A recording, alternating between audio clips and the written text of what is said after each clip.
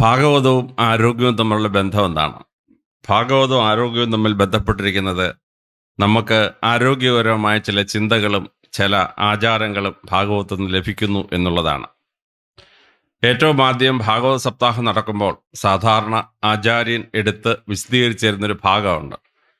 അത് വിഷ്ണു സഹസ്രനാമമാണ്. ഭീഷ്മർ ശരശയിൽ കിടക്കുമ്പോൾ അദ്ദേഹത്തെ അനുഗ്രഹിക്കാൻ വേണ്ടി ഇന്ന് ഭഗവാൻ കൃഷ്ണ മുമ്പാകെ ഭീഷ്മർ പറയുന്നതാണ് വിഷ്ണു സഹസ്രനാമം. നമുക്ക് ഭാരതീയ ചിന്തയിൽ ശിവസഹസ്രനാമമുണ്ട്. പരമശിവന്റെ 1000 പേരുകൾ പറയുന്ന ശിവസഹസ്രനാമം. ഭഗവതിയുടെ ക്ഷേത്രത്തിൽ ചെന്നാൽ ലളിത സഹസ്രനാമമുണ്ട്. ബ്രഹ്മാണ്ഡ പുരാണത്തിൽ പറയപ്പെടുന്ന ലളിത സഹസ്രനാമം. നമുക്ക് സുബ്രഹ്മണ്യ സഹസ്രനാമമുണ്ട്, ഗണപതി സഹസ്രനാമമുണ്ട്, അയ്യപ്പ സഹസ്രനാമമുണ്ട്. ഇങ്ങനെ 10ഓളം ദേവസങ്കല്പങ്ങൾക്ക് ഹിന്ദുമതത്തിൽ സഹസ്രനാമമുണ്ട്. മറ്റെല്ലാ മതങ്ങൾക്ക് 1 പേരോ 2 പേരോ മാത്രമേ ഉള്ളൂ. അപ്പോൾ ഈ സഹസ്രനാമം ഒരു വ്യക്തി ചൊല്ലിയാൽ അദ്ദേഹത്തിന് ജീവിതത്തിൽ ഉണ്ടാകുന്ന ആരോഗ്യപരമായ ഉയർച്ച എന്താണ്? ഏറ്റവും ആദ്യമായി ഈ സഹസ്രനാമം ഇങ്ങനെ ചൊല്ലുമ്പോൾ സംസ്കൃത സാഹിത്യത്തിലെ അപാര സാധ്യതകളാണ് വേദവ്യാസനടുത്ത് പ്രയോഗിച്ചിരിക്കുന്നത്. അതുകൊണ്ട് തന്നെ ആ സഹസ്രനാമം ചൊല്ലിപ്പഠിക്കുന്ന ഒരു കുട്ടിക്ക് സാഹിത്യം പഠിക്കാൻ അപാര കഴിവായിരിക്കും. തമിഴ് സാഹിത്യമോ ഹിന്ദി സാഹിത്യമോ ഇംഗ്ലീഷ് സാഹിത്യമോ എന്തായാലും കൊള്ളാം, അതിൽ ആ കുട്ടി വളരെ പ്രാവീണ്യമുള്ള കുട്ടിയായിരിക്കും. രണ്ടാമത്, ഈ സഹസ്രനാമം പ്രയോഗിക്കാൻ വേണ്ടി വേദവ്യാസൻ സംസ്കൃതത്തിലെ വ്യാകരണത്തിൻ്റെ അപാരമായ സാധ്യതകളെടുത്ത് പ്രയോഗിച്ചിരിക്കുകയാണ്. 2700 വർഷത്തിനുമാണ് പാണിനി അഷ്ടാധ്യായി എഴുതിയത്. ഒരു 100 വർഷങ്ങൾക്ക് മുമ്പ് ട്രാൻസാക്ഷണൽ ഗ്രാമർ കണ്ടുപിടിച്ചിട്ട് ചോംസ്കിയും ബ്ലൂംഫീൽഡും അവർ ഗ്രാമറിൻ്റെ തലത്തൊട്ടപ്പന്മാരാണെന്ന് അഹങ്കരിച്ച് നടക്കുന്ന ഒരു കാലമായിരുന്നു. അന്ന് ലണ്ടനിൽ വെച്ച് ഒരു വേൾഡ് ലിംഗ്വിസ്റ്റിക് കോൺഫറൻസ് തുടങ്ങുകയാണ്. അവിടെ ഇന്ത്യയിൽ നിന്ന് പോയ സംസ്കൃത പണ്ഡിതൻ പാണിനിയുടെ അഷ്ടാധ്യായി 1865 ഏഷ്യാറ്റിക് സൊസൈറ്റി പബ്ലിഷ് ചെയ്തതിൻ്റെ 2 കോപ്പി മാറ്റിക്കൊണ്ട് പോയി. ഒരെണ്ണം കൊണ്ട് ചോംസ്കിയും കൊടുത്തു, ഒരെണ്ണം കൊണ്ട് ബ്ലൂംഫീൽഡിനും കൊടുത്തു. 2 ദിവസം അത് വായിച്ചിട്ട് ലിംഗ്വിസ്റ്റിക് കോൺഫറൻസിൽ നിന്ന് ചോംസ്കി പ്രസംഗം തുടങ്ങുകയാണ്. Panini's Ashtadhyayi is the monument of human intelligence on the surface of the earth. ഭൂമിയിൽ മനുഷ്യന് എത്ര ബുദ്ധി ഉണ്ടാവാൻ സാധ്യതയുണ്ടെന്ന് അറിയണോ? പാണിനി അഷ്ടാധ്യായി വായിച്ചാൽ മതി എന്നാണ്. ബ്ലൂംഫീൽഡ് ഗ്രാമറിന്റെ തലത്തൊട്ടപ്പനെ നടക്കുകയാണ്. അങ്ങേര് സ്റ്റേജിൽ വന്ന് പ്രസംഗിക്കുകയാണ്. Whatever we invented in grammar is nothing but footnotes to this great work. Panini അഷ്ടാധ്യായിയുടെ പേജിന് അടിയിൽ എഴുതാനുള്ള കുറിപ്പ് മാത്രമേ ഞങ്ങൾ കണ്ടുപിടിച്ചിട്ടുള്ളൂ എന്നാണ്. അപ്പോൾ ഈ സഹസ്രനാമം ചൊല്ലിപ്പഠിക്കുന്ന കുട്ടിക്ക് ഏത് വ്യാകരണവും വളരെ ഭംഗിയായിട്ട് മനസ്സിലാവും. മൂന്നാമത്തേത് ഓർമ്മശക്തിയാണ്. നമ്മുടെ കുട്ടി ഒരു ഡോക്ടറാവണം നമ്മൾ ആഗ്രഹിച്ചാൽ കുട്ടി നീറ്റ് പരീക്ഷയ്ക്ക് പോകും. അവിടെ 1 മിനിറ്റ് കൊണ്ട് ഒരു ചോദ്യത്തിന് ഉത്തരം എഴുതണം. ചോദ്യം വായിക്കാൻ 35 സെക്കൻഡ് പോവും. ആ OMR ഷീറ്റ് കറപ്പിക്കാൻ 10 സെക്കൻഡ് പോവും. പിന്നെ തലച്ചോറിലത് ഓർത്തെടുക്കാൻ 15 സെക്കൻഡ് കിട്ടത്തുള്ളൂ. ആ 15 സെക്കൻഡ് കൊണ്ട് ഓർമ്മശക്തി കിട്ടിയില്ലെങ്കിൽ ആരോഗ്യപരമായ വലിയൊരു കാര്യമാണ് ഓർമ്മശക്തി. 10-20 വയസ്സ് കഴിഞ്ഞ് അൽസീമേഴ്സ് ഡിമെൻഷ്യയൊക്കെ പിടിക്കും, ഓർമ്മശക്തി കുറയും. അപ്പോൾ ഈ കുട്ടിക്ക് ഈ ഓർമ്മശക്തി നിലനിന്നില്ലെങ്കിൽ ഡോക്ടറാവാൻ പറ്റില്ല. ഇനി എന്നെപ്പോലെ ഒരു IAS പരീക്ഷ പാസ്സാവണമെങ്കിൽ, IAS പരീക്ഷയ്ക്ക് ഇരിക്കണമെങ്കിൽ അതിനു മുമ്പ് പ്രിലിമിനറി പരീക്ഷ പാസ്സാവണം. അവിടെയും 15 സെക്കൻഡേ കിട്ടത്തുള്ളൂ ചോദ്യത്തിന് ഉത്തരം ഓർമ്മ വരാൻ. അപ്പോൾ ഈ സഹസ്രനാമം ചൊല്ലിപ്പഠിക്കുന്ന കുട്ടി ഈ 1000 പേരുകൾ ഇങ്ങനെ കൃത്യമായി ഓർത്തിരിക്കുമ്പോൾ ആ കുട്ടിയുടെ തലച്ചോറിന് അപാര ഓർമ്മശക്തി ഉണ്ടാവും. ആ കുട്ടി പിൽക്കാലത്ത് ഡോക്ടറോ IAS എന്ത് വേണമെങ്കിലും ആയിത്തീരാൻ പറ്റും. ഇനി അങ്ങനെ സഹസ്രനാമം ചൊല്ലുന്നൊരു ഒരാൾ 60 വയസ്സ് കഴിഞ്ഞ് സഹസ്രനാമം ചൊല്ലിക്കൊണ്ടിരുന്നാൽ 60 വയസ്സ് കഴിയുമ്പോൾ ഒരു 10-15% ആളുകൾക്ക് വരുന്ന രോഗമാണ് അൽസീമിയേഴ്സ്. ഭാര്യയെ കണ്ടറിഞ്ഞൂടാ, ഭർത്താവിനെ കണ്ടറിഞ്ഞൂടാ, ഡിമെൻഷ്യ, കണക്ട് ചെയ്ത് ഓർക്കാൻ പറ്റിയല്ല. ഇങ്ങനെയുള്ള തലച്ചോറിൻ്റെ ഓർമ്മശക്തിയെ ബാധിക്കുന്ന രോഗങ്ങൾക്കുള്ള ഏറ്റവും ബെസ്റ്റ് പ്രിവെൻറ്റീവ് വാക്സിനാണ് സഹസ്രനാമം ചൊല്ലിക്കൊണ്ടേയിരിക്കുക. എല്ലാ ദിവസവും സഹസ്രനാമം ചൊല്ലിയാൽ ഒരു അൽസീമേഴ്സും വരില്ല, ഒരു ഡിമെൻഷ്യയും വരില്ല, ഒരു ഓർമ്മക്കുറവും ഉണ്ടാവില്ല എന്നുള്ളതാണ്. ഇനി 4മതായി ഈ സഹസ്രനാമം ചൊല്ലി എന്ത് പറ്റും? ഈ സഹസ്രനാമം ചൊല്ലുമ്പോൾ ഓരോ പാരഗ്രാഫ് അങ്ങോട്ട് കഴിയുമ്പം അടുത്ത പാരഗ്രാഫ് സഹസ്രനാമം തുടങ്ങുന്നത് ഓംകാര മന്ത്രമാണ്. എന്നെ കൊണ്ടൊന്നും പറയാൻ പറ്റില്ല. ലോകത്തിലെ മറ്റ് ഭാഷകളിൽ 2-3 സ്വരങ്ങൾ ചേർത്ത് വാക്കുണ്ട്. എന്നാൽ ഓംകാര മന്ത്രം ജപിക്കണമെങ്കിൽ വരെയുള്ള 16 സ്വരവും ചേർത്ത് ലോകത്തിൽ ആകെ ഒരു വാക്കേ ഉള്ളൂ. ലോകത്തിലെ എല്ലാ ഭാഷകളിലുമായിട്ട് ആകെ ഒരു വാക്കേ ഉള്ളത് ഓംകാരമാണ്. ഈ ഓംകാരം ചൊല്ലുന്ന കുട്ടിയുടെ വോക്കൽ കോഡ്സിൻ്റെ എല്ലാ ടെൻഡൻസിനും എക്സസൈസ് കിട്ടും. ആ എക്സസൈസ് കിട്ടുമ്പോൾ ആ കുട്ടി കിട്ടുന്ന വലിയൊരു ഗുണം എന്താണെന്നറിയാമോ? ആ കുട്ടിക്ക് ശബ്ദ ഗാംഭീര്യം ഉണ്ടാവും. ഈ സംസ്കൃതത്തിലെ വാക്ക് ഇങ്ങനെ ഉച്ചരിക്കുമ്പോൾ കുട്ടിക്കൊരു മൈക്ക് കിട്ടിയാൽ നല്ലപോലെ പ്രസംഗിക്കാൻ പറ്റും. ആ കുട്ടിക്ക് ശബ്ദ സ്ഫുടത ഉണ്ടാവും. സംസ്കൃതത്തിൽ ഓരോ വാക്ക് ഉച്ചരിക്കുമ്പോൾ ഹാ ഈ കറക്റ്റ് ഉച്ചാരണം വേണം. അപ്പോൾ ആ ഉച്ചരിച്ച് പഠിക്കുമ്പോൾ കുട്ടിയുടെ ശബ്ദത്തിന് ശബ്ദ സ്ഫുടത ഉണ്ടാവും. ഇനി ആ സംഗീതാത്മകമായ സഹസ്രനാമം ചൊല്ലുന്ന കുട്ടിക്ക് ശബ്ദ മധുരിമ ഉണ്ടാവും. കുട്ടിക്ക് ഏത് കർണാടക സംഗീതമോ ഏത് ഹിന്ദുസ്ഥാനി സംഗീതമോ പാടണമെങ്കിൽ കുട്ടിക്ക് ശബ്ദ മധുരിമ ഉണ്ടാവും. അപ്പോൾ ഈ സഹസ്രനാമം ചൊല്ലി പഠിക്കുന്ന കുട്ടിക്ക് കിട്ടുന്ന 4ാമത്തെ ഗുണമാണ്. ഇനി 5ാമതായിട്ട് എന്ത് സംഭവിക്കും? 5ാമതായിട്ട് ഈ സഹസ്രനാമം ചൊല്ലിപ്പഠിക്കുന്ന കുട്ടിക്ക് കിട്ടുന്ന വലിയൊരു ഗുണമാണ് കമ്പാരറ്റീവ് അനാലിറ്റിക്കൽ പവർ. ഒന്നിനെയും മറ്റൊന്നിനോട് വേർതിരിച്ച് മനസ്സിലാക്കാനുള്ള കഴിവ്. തലച്ചോറിൻ്റെ പല ഭാഗമാണ് ഈ ഓർമ്മശക്തിയെ കൺട്രോൾ ചെയ്യുന്നത്. ഫ്രണ്ടൽ ലോബ് ചിലത് നോക്കും, വേറൊരു ഭാഗം നോക്കും. ഇനി സ്പിരിച്വൽ മാറ്റർ സെറിബെല്ലം നോക്കും. അപ്പോൾ തലച്ചോറിൻ്റെ പല ഭാഗങ്ങൾ കോർഡിനേറ്റ് ചെയ്തെങ്കിൽ മാത്രമേ ഒരു വ്യക്തിക്ക് ഈ കമ്പയർ ചെയ്ത് മനസ്സിലാക്കാൻ പറ്റുള്ളൂ. ഒരാളൊരു ഡോക്ടറായി ജോലി ചെയ്യണമെങ്കിൽ ഒരു പേഷ്യൻ്റ് വന്ന് ഒരു സിംറ്റം പറഞ്ഞു, ഡോക്ടർക്ക് ഉടനെ തലച്ചോറ് കണക്ട് ചെയ്യണം, ഇത് ഇന്ന രോഗത്തിൻ്റെതാവാൻ സാധ്യതയുണ്ട്. ഇനി ഒരു പേഷ്യൻ്റ് ഒന്ന് എനിക്ക് ഇന്ന രോഗം ആണെന്ന് പറഞ്ഞെന്ന് വിചാരിച്ചോ, ഡോക്ടറെ തലച്ചോറിൽ അപ്പോഴേ ആ രോഗത്തിൻ്റെ സിംറ്റം എന്തൊക്കെയാണ്, ഇനി ആ രോഗം എങ്ങോട്ട് പ്രോഗ്രസ് ചെയ്യാൻ പോകുന്നു, ഇതിനെന്താ ചെയ്യേണ്ടതെന്ന് മനസ്സിലാക്കണം. ഡോക്ടർ ഒരു മരുന്ന് കുറിക്കാൻ എടുക്കുകയാണ്. എല്ലാ മരുന്നിനും സൈഡ് എഫക്ട്സ് ഉണ്ട്, കോൺട്രാ ഇൻഡിക്കേഷൻ ഉണ്ട്. ഇത് ഓർക്കാൻ കഴിയാത്ത ഒരു ഡോക്ടർ മരുന്ന് കുറിച്ചാൽ പേഷ്യൻ്റ് ചത്തുപോകും. അപ്പോൾ ഈ കോൺട്രാ ഇൻഡിക്കേഷൻ വളരെ പ്രധാനമാണ്. എന്നെപ്പോലെ IAS പാസ്സായ ഒരു കളക്ടറോ SP ഒക്കെ ആയിട്ട് ചെല്ലുമ്പോൾ ഒരു ഡിസ്ട്രിക്റ്റിൽ 160 ഗ്രാമമുണ്ട്. ഈ ഓരോ ഗ്രാമത്തിലെ ജനസംഖ്യ എത്ര, ഏത് മതമാണ് ഭൂരിപക്ഷം ആ ഗ്രാമത്തിൽ, ഏത് ജാതിക്കാണ് ഭൂരിപക്ഷം, അവിടെ പ്രധാനപ്പെട്ട ആരാധനാലയം വല്ലതും ഉണ്ടോ, സ്ഥിരമായ വല്ല പ്രശ്നമുണ്ടോ, ഇത് തലച്ചോറ് ഓർക്കാത്ത ഒരാൾ കളക്ടറോ SP ആവാൻ പറ്റുമോ? പറ്റിയല്ല. അപ്പോൾ ഈ സഹസ്രനാമം ചൊല്ലിപ്പഠിക്കുന്ന കുട്ടിക്ക് അപാരമായി കമ്പാരറ്റീവ് അനാലിറ്റിക്കൽ പവർ കിട്ടും. ഭഗവാന്റെ തലയിലോട്ടാണ് നോക്കുന്നെങ്കിൽ വിഷ്ണു സഹസ്രനാമത്തിൽ കേശവ, ഭഗവാൻ കൃഷ്ണൻ ഇഷ്ടംപോലെ തലമുടിയാണ് കേശവ എന്നുള്ളത്. ഇനി ശിവസഹസ്രനാമം എടുത്തിട്ടാണ് നമ്മൾ സഹസ്രനാമം ചൊല്ലുന്നതെങ്കിൽ പരമശിവനെ വർണ്ണിക്കും. ഗംഗാധര, തലയിൽ ഗംഗയെ വഹിക്കുന്നവനെ, ചന്ദ്രധാര, തലയിൽ ചന്ദ്രക്കല ഉള്ളവനെ എന്ന് വിളിക്കാം. ലളിത സഹസ്രനാമം എടുത്തിട്ടാണ് നമ്മൾ നോക്കുന്നതെങ്കിൽ ഭഗവതിയുടെ തലയിലെ പ്രത്യേകം നോക്കും. ഇനി കയ്യിലോട്ടാണ് നോക്കുന്നതെങ്കിൽ വിഷ്ണു സഹസ്രനാമാണെങ്കിൽ മുരളീധര, മുരളി കയ്യിൽ വെച്ച് പാടുന്നവനെ എന്ന് വിളിക്കാം. ലളിത സഹസ്രനാമാണെങ്കിലോ വീണ പുസ്തകധാരണി, ഒരു കയ്യിൽ വീണയും മറ്റേ കയ്യിൽ പുസ്തകം പിടിച്ചുകൊണ്ടിരിക്കുന്ന ഭഗവതിയെ എന്ന് വിളിക്കാം. ഗദാചക്രപാണി എന്ന് വിഷ്ണു ഭഗവാനെ വിളിക്കുമ്പോൾ ഒരു കയ്യിൽ ഗദയും മറ്റേ കയ്യിൽ ചക്രവും പിടിച്ചുകൊണ്ടിരിക്കുന്ന ഭഗവാനെ എന്ന് വിളിക്കാം. ശിവസഹസ്രനാമത്തിൻ്റെ ഒരു പാരഗ്രാഫ് വള്ളത്തോൾ മലയാള ഭാഷയിൽ തർജ്ജമ ചെയ്തു. പൊട്ടാക്കി ഫാല വട്ടത്തിരിമിഴി ജടയെ കാറൊളിച്ചാര് കൂന്തൽ കെട്ടാക്കി കേതകിപ്പൂ അതിനോട് വടിവാക്കി പരം ചന്ദ്രകണ്ഠൻ മട്ടൊക്കെ തന്നെ മാറി പ്രഥയുടെ സുതനായി കാട്ടിലുൾപ്പൊക്ക് വൈരിമിട്ട കാട്ടാളനെ. 16 കാര്യം കുട്ടിയുടെ തലച്ചോൽ ഓർത്തെങ്കിലേ പരമശിവന്റെ മുഖം കറക്റ്റ് മനസ്സിലാവുള്ളൂ. അപ്പോൾ ഈ സഹസ്രനാമം ചൊല്ലിപ്പഠിക്കുന്ന കുട്ടിക്ക് തലച്ചോറിൻ്റെ ഫ്രണ്ടൽ ലോബും പീനിയൽ ഗ്ലാൻഡും പാരാസെറിബെല്ലവും എല്ലാം കണക്ട് ചെയ്തിട്ട് കണക്റ്റഡ് മെമ്മറി എന്ന് പറയുന്ന വലിയ പരീക്ഷകൾ പാസ്സാവാനുള്ള അപാരമായ കഴിവ് കുട്ടിക്ക് ഡെവലപ്പ് ചെയ്യും സഹസ്രനാമം ചൊല്ലിപ്പഠിക്കുമ്പോൾ. അപ്പോൾ ആദ്യമായി ഭാഗവതത്തിലെ വിഷ്ണു സഹസ്രനാമം എക്സ്പ്ലെയിൻ ചെയ്യുമ്പോൾ അത് ചൊല്ലി പഠിച്ചാൽ നമുക്ക് കിട്ടുന്ന ആരോഗ്യകരമായ ഗുണങ്ങൾ വളരെ വലുതാണ്.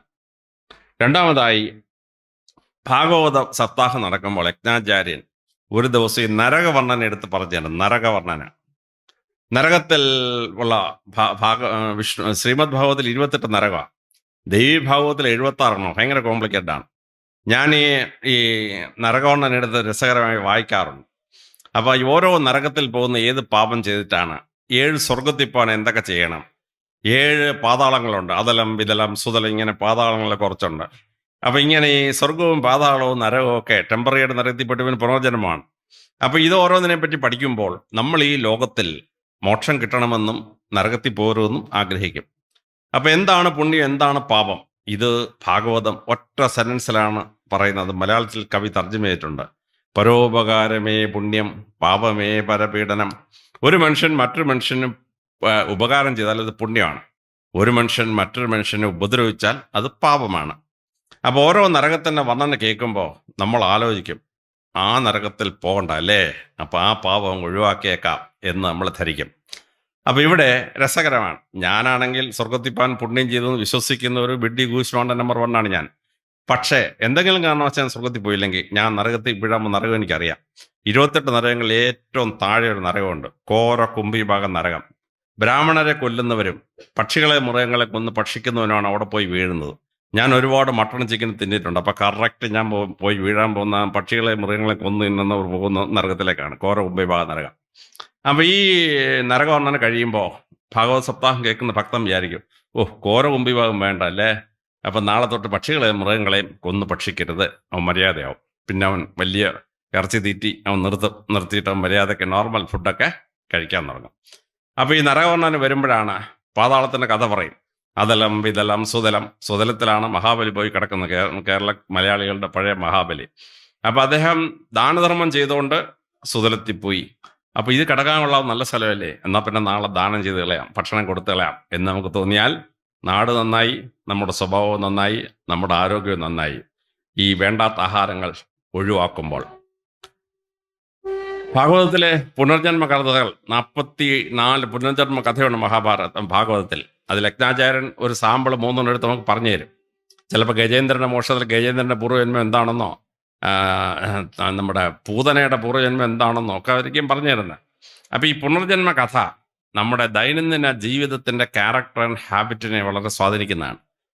ഉദാഹരണത്തിന്, ഭാര്യമാരെ ഭർത്താക്കന്മാർ തല്ലിയാൽ ആ ഭർത്താവ് അടുത്ത ജന്മത്തിൽ ഒരു പെൺകുട്ടിയായി ജനിക്കും. ഇതിൽ നല്ലപോലെ അടിക്കുന്ന ഒരു പുരുഷന്റെ ഭാര്യയാവും. ഈ ജന്മത്തിൽ ഭാര്യ കൊടുത്ത അടി അതിന്റെ പലിശ സഹിതം അടുത്ത ജന്മത്തിൽ വാങ്ങിക്കും. എന്നിട്ടേ പുരുഷൻ രക്ഷപ്പെടുള്ളൂ, ഭർത്താവ് രക്ഷപ്പെടുള്ളൂ.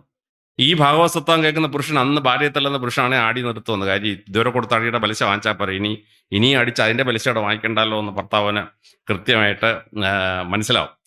അപ്പോൾ കുടുംബത്തിൽ ശാന്തിയായി. വെറുതെ അടിച്ച് പിടിച്ച് ഇല്ലാത്ത കുഴപ്പമുണ്ടാക്കേണ്ട വല്ല ആവശ്യമുണ്ടോ? യാതൊരു ആവശ്യമില്ല. അല്ലെങ്കിൽ യജ്ഞാചാര്യൻ ചിലപ്പോൾ എടുത്ത് പറഞ്ഞു തരും ഭരതരാജാവിൻ്റെ പുനർജന്മം. ഭരതരാജാവ് ഭംഗിയായിട്ട് രാജ്യമൊക്കെ ഭരിച്ചു കഴിഞ്ഞ് അദ്ദേഹം തപസ്സനുഷ്ഠിക്കാൻ പോയി. അപ്പോൾ ഒരു സിംഹം ഒരു പൂർണ്ണ ഗർഭിണിയെ മാനെ ഓടിക്കുകയാണ്. മാനെ രക്ഷിക്കാൻ വേണ്ടി ഭരതൻ പെട്ടെന്നെടുത്ത് ചാടി. പക്ഷേ ഈ പൂർണ്ണ ഗർഭിണിയെ മാൻ എടുത്ത് ആറ്റിച്ചാടി. അപ്പോൾ ഇത്ര പൂർണ്ണ ഗർഭിണി സിംഹത്തേക്കാൾ വേഗത്തിൽ ഓടിയത് കാരണം മാൻ അങ്ങ് പ്രസവിച്ചു. പക്ഷേ മാൻ ചത്തുപോയി, കുട്ടി രക്ഷപ്പെട്ടു. ആ കുട്ടിയെ ഭരതരാജാവ് എടുത്ത് വളർത്തി. നല്ല കാര്യമാണ് ചെയ്തേ. പക്ഷെ ഭഗവാനേക്കാൾ കൂടുതൽ ശ്രദ്ധ ഈ കലമാനിലായിപ്പോയി. അതുകൊണ്ട് ഭരതരാജാവ് അടുത്ത ജന്മത്തിൽ ഒരു കലമാൻ കുട്ടിയെ ജനിച്ചിട്ട് കലമാനായി ജീവിക്കേണ്ടി വന്നു എന്നാണ്. അപ്പം ഇത് കേട്ടോണ്ടിരിക്കുന്ന സ്ത്രീക്ക് മനസ്സിലാവും, പോമറേനിയം പട്ടി മടി വെച്ച് ഉമ്മ കൊടുത്തുകൊണ്ടിരുന്നാൽ അടുത്ത ജന്മത്തിൽ പോമറേനിയം പട്ടിയെ ജനിക്കും. ആ സ്ത്രീക്ക് മനസ്സിലാവും. അതോട് പട്ടിയും മടിയും താഴെ ഇറക്കും. ഈ പട്ടി വെറുതെ ഉമ്മ കൊടുത്ത് ഈ പട്ടിയുടെ ശരീരത്തിലെ രോഗങ്ങളെല്ലാം വയറ്റിൽ കയറി ലങ്സിന് രോഗം വന്ന് എന്തെല്ലാം രോഗവും അലർജിയൊക്കെ ഉണ്ടാവും. അപ്പം പട്ടിയെ താത്ത് വെച്ച് കഴിയുമ്പോൾ ആ അലർജി എന്നൊക്കെ ആ സ്ത്രീ രക്ഷപ്പെട്ടില്ലേ.